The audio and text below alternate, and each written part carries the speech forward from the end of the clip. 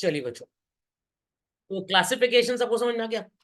तो अगर आपने पहचान लिया कि कौन एम्फीबियन है, कौन मैमल है, अकॉर्डिंगली उस तरह के डॉक्टर के पास आप उसके पास ले जाएंगे।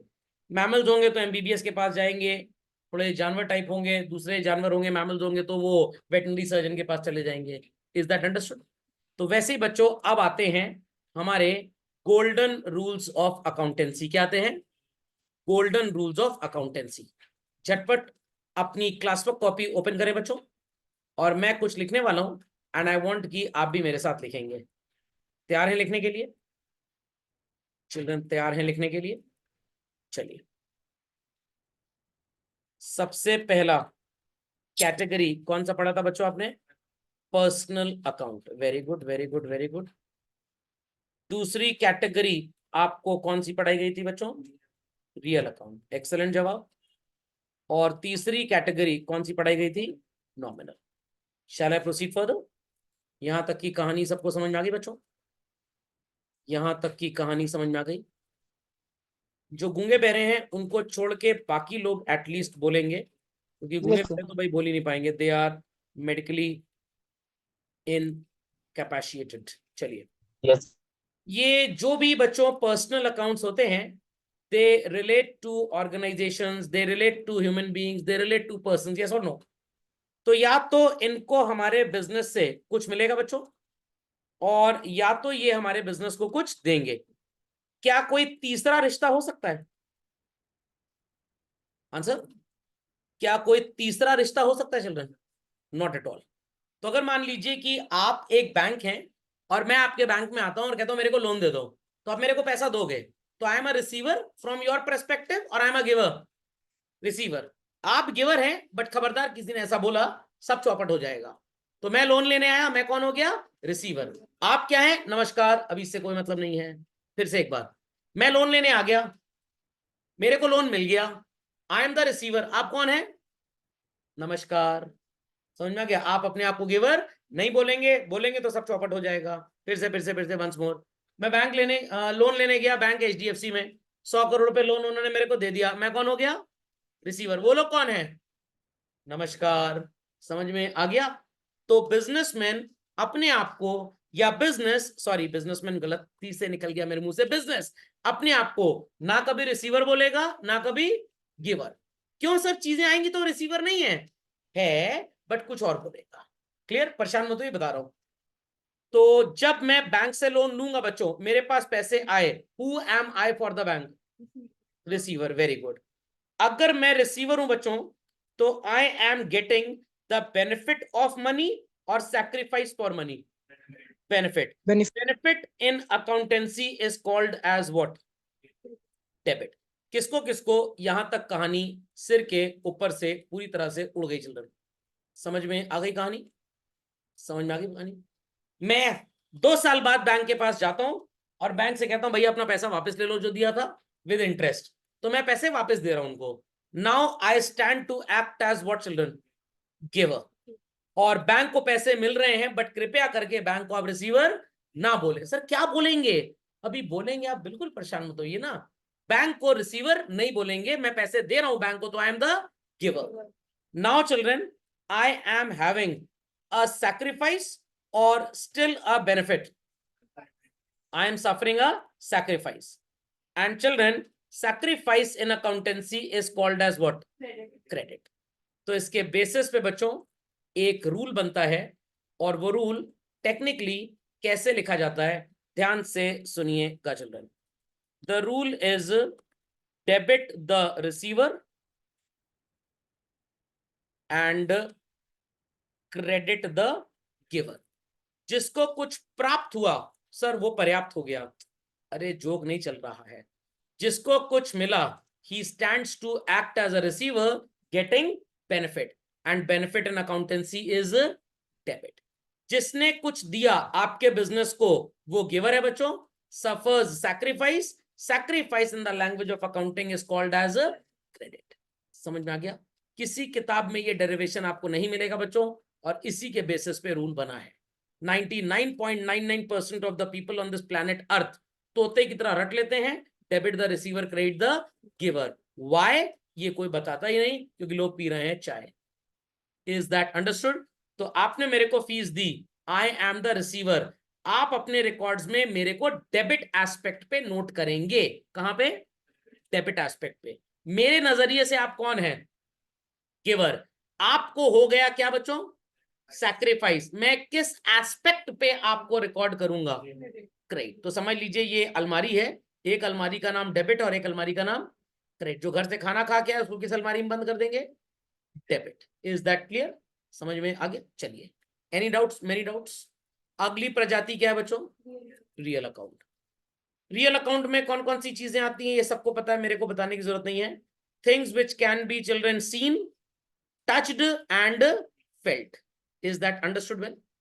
तो चीजें या तो बिजनेस में आएंगी चिल्ड्रन, कुछ लिखिएगा मत प्लीज, और या तो बिजनेस से जाएंगी।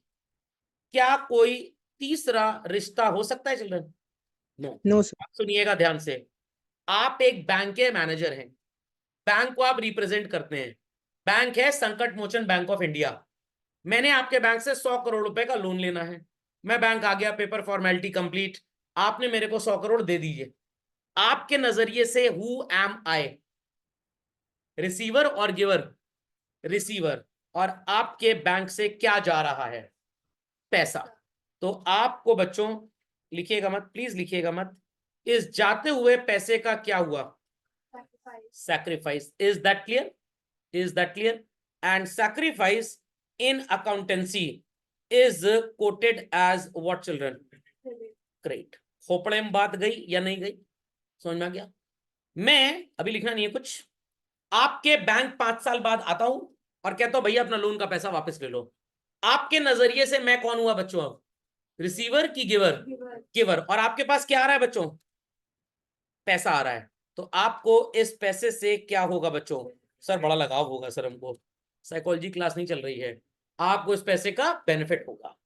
अब समझ में आया क्यों बैंक वाले अपने आप को रिसीवर नहीं बोल रहे थे?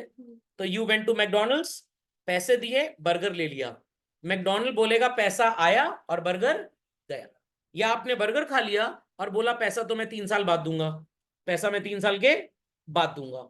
आई रिपीट चिल्ड्रन, तो आप सो कॉल्ड मैकडोनल्ड से बर्गर तो ले गए, बट क्या आपने पैसे दिए? तो मैकडोनल्ड कहेगा बर्गर जा रहा है। रिसीवर कौन है? आप, जिसने बर्गर खरीदा। और आप क्या बोलेंगे? मैकडोनल्ड्स आपके नजरिए से क्या हो गया बच्चों? रिसीवर की गिवर? गिवर। और आपको क्या मिल रहा है? बर्गर। तो आप बोलेंगे बर्गर कम्स इन और मैकडोनल्ड इज द गिवर। तो इंस्टीट्यूशन के केस में, ऑर्गेनाइजेशंस के केस में चिल्ड्रन, आप कभी भी अपने आप को, आई रिपीट चिल्ड्रन, कभी भी अपने आप को रिसीवर या गिवर नहीं बोलेंगे। सामने वाले को आप बोल सकते हैं। अगर सामने वाले पैसे दे रहे हैं आपको तो वो गिवर होगा, आप बोलेंगे कम्स इन। अगर सामने वाले को आप कुछ सामान या पैसा दे रहे हैं तो आप बोलेंगे वो रिसीवर है, अपने आप को गिवर नहीं बोलना, आप बोलेंगे goes out. Is that clear children? Is that clearly understood बच्चों? तो सर यहाँ पे भी कोई रूल वूल है? हाँ बिल्कुल है यस। भाई, रूल है, क्यों नहीं है। बड़ा ही सिंपल रूल है चिल्ड्रन, बड़ा ही सिंपल रूल है। हर आने वाली चीज बेनिफिट दे रही है चिल्ड्रन, और हर जाने वाली चीज से क्या हो रहा है आपको? सैक्रिफाइस। तो यहां पे बोलेंगे रूल आप, debit what comes in, credit what goes out. Is it very very very difficult children? मजा आएगा अगले वाले में, क्योंकि यहाँ पे 99% बच्चों, क्या टीचर्स को भी लगता है कि रियल और पर्सनल लेफ्ट जा रहे हैं तो ये दलिद्र राइट जा रहा है, ये दोनों लेफ्ट जा रहे हैं तो ये दलिद्र राइट जा रहा है। हर बच्चे को, टीचर को ये लगता है कि ये एक डायरेक्शन में चलता है और ये दूसरे में। ऐसा कभी नहीं होता बच्चों, ऐसा कभी नहीं होता। अगले 4 मिनट में साबित कर दूंगा ये बात भी। तो पर्सनल अकाउंट में या तो कोई पर्सन रिसीवर होगा या तो giver. Sumit, Karim, Tata Sons, either they are getting something तो दे आर द रिसीवर्स, और दे आर गिविंग समथिंग तो दे आर द गिवर्स। हमारे पास अगर कुछ आया तो क्या बोलेंगे हम? Comes in. हमारे पास से कुछ गया तो goes out. Is that clear? Business कभी भी अपने आप को रिसीवर या गिवर नहीं बोलेगा। Is that understood well? हमेशा सामने वाली पार्टी को ही, अगर आपसे वो कुछ ले रहा है तो वो रिसीवर, आप गिवर नहीं है, आप गिवर नहीं है, आप क्या बोलेंगे? Goes out. वो आपको कुछ दे रहा है तो वो गिवर हो गया, बट आप रिसीवर नहीं है, आप क्या बोलेंगे? Something is coming in. जो आ रहा है, बेनिफिट हो रहा है, डेबिट वाली अलमारी में डाल दो उसको। Is that understood well? झटपट कंप्लीट करें, कोई डाउट है तो आसन। चिल्ड्रन, रिकॉर्डिंग में ये रूल्स अप्लाई कैसे होंगे ये भी बताऊंगा, परेशान मत होइए। अभी तो बस आप ये देख रहे हैं कौन सी दवाई पिताजी को लगाई जाए और कौन सी दवाई रैबिट को लगाई जाए। तो पहले दवाइयों का डिस्क्रिमिनेशन कर लीजिए, फिर सिरिंज में इंजेक्शन भर के ठोकेंगे। नॉमिनल अकाउंट, इसमें सबसे बड़ा कंफ्यूजन तो यही इरेडिकेट करना है कि बच्चों ये भी अपने जैसा ही है, इसको गैर ना समझें, ये भी अपनी प्रजाति का ही जानवर है। चलिए, it deals with what children? Expenses and incomes. खोपड़े में बात गई चिल्ड्रन। एक्सपेंसेस का मतलब क्या होता है चिल्ड्रन? सर्विसेज डिराइव्ड, यस और नो? यस और नो चिल्ड्रन। और इनकम्स का मतलब होता है सर्विसेज गिवन। जब आपको कोई भी सर्विस मिलेगी बच्चों, तो इट्स अ बेनिफिट और it's a sacrifice? Benefit. Very good, very good. और जब आप किसी को सेवाएं प्रदान करेंगे चिल्ड्रन, तो it is a sacrifice. Any doubts? Many doubts children?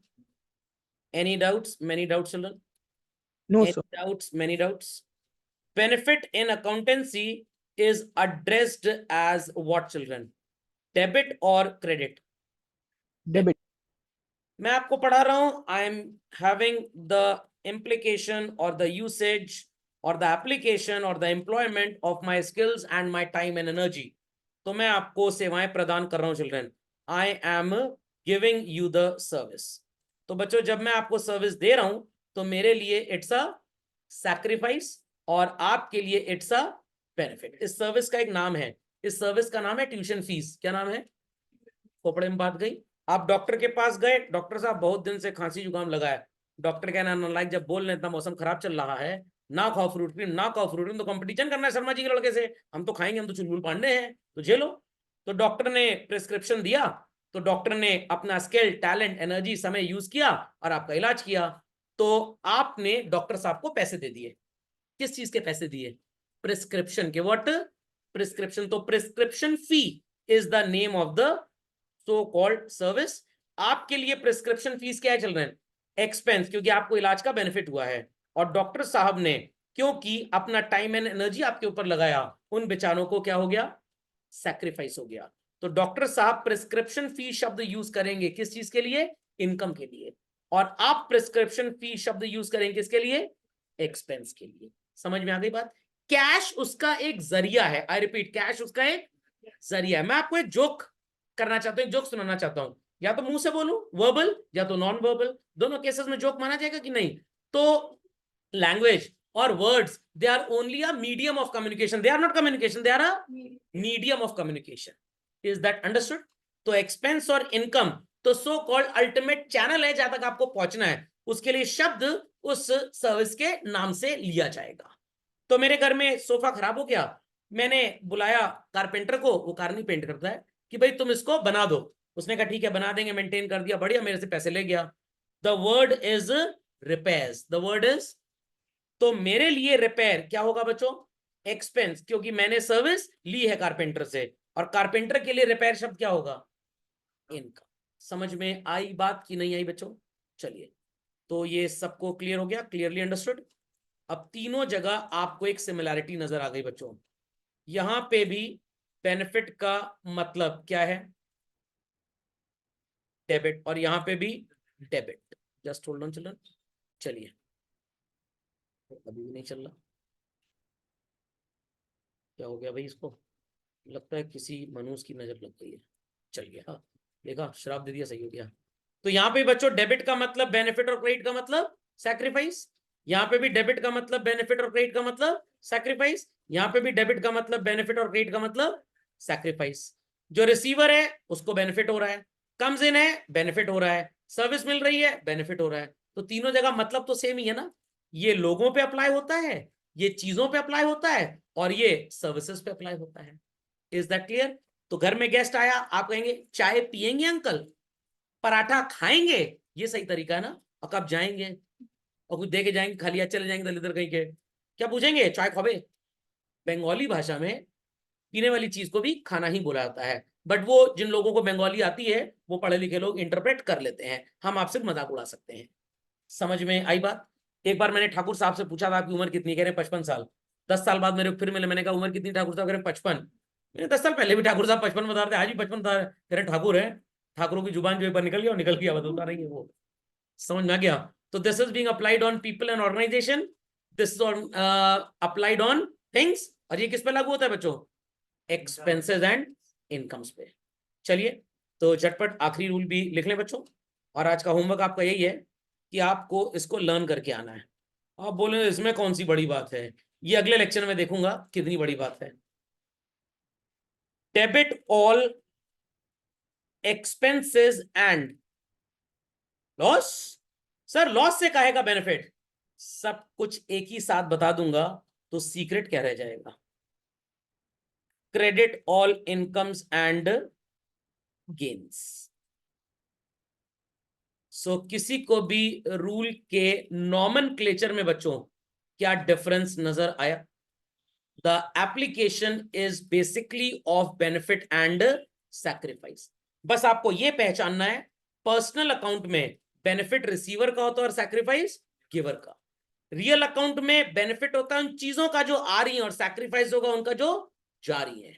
Nominal में बेनिफिट एस्पेक्ट इज जिसको सर्विस मिली, एंड सैक्रिफाइस एस्पेक्ट इज जिसने सर्विस, गलत जवाब, जो सर्विस मिली। मैंने क्या लिखा है? Who derive the services? Services derive. Is that clear? What? Services derive. आपने इंटरनेट रिचार्ज कराया 299 का plan, internet recharge is your expense, और कंपनी के लिए वही क्या है चिल्ड्रन?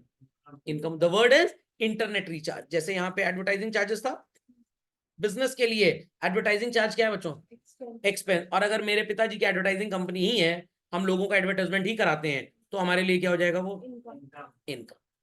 इंश्योरेंस प्रीमियम जो पे करेगा अपनी लाइफ को या एसेट को इंश्योर कराने के लिए, फॉर हिम और her it is an expense, but for other people children it is an income. समझ गए?